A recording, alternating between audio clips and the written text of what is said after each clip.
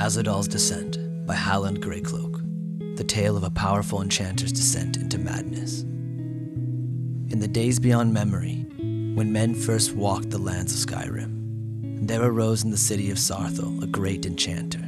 As a boy, his gift for magic and artifice had been evident to his tutors. As a man, his skill surpassed them all. And finding nothing more to learn among his kin, he left his wife and child and set out to train under the elven masters. A year became 2, then 3, and when finally his path led back to Saarthal, he found only ruins, for the elves had sacked the city, and all that lived there was dead or gone. Amid the ashes and the smoldering ruins of his home, he swore a terrible oath of vengeance, and from that comes the name that the legends give him, Ahzidal, the embittered destroyer. Alone, he could do nothing, and so he bided his time, delving deeper into his art than any before him. From the Dwemer, he learned the 7 natures of metal and how to harmonize them. From the Aelids, the ancient runes of dawn magic even the elves had begun to forget. Among Falmer, Keimer, and Altmer he traveled, taking what he could from each, and all the while plotting how he might turn the knowledge against them. Finally, word reached him of Ysgramor and his companions, newly arrived from Atmora.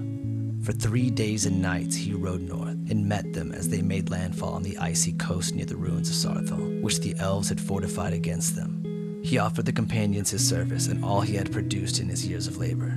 And with Atmoran steel imbued with his enchantments, the elves fell before them, and at last he had his revenge. But he was not content.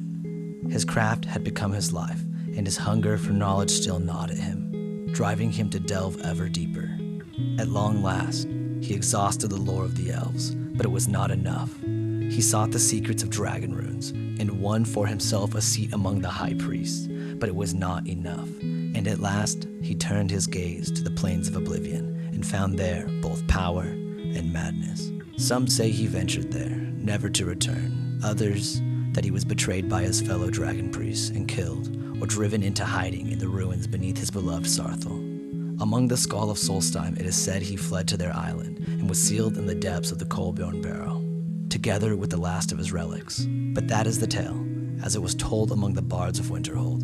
Whatever the truth, the legend of Ahzidal was intended as a warning. In pursuit of perfection, one must take care that the pursuit itself does not become all-consuming.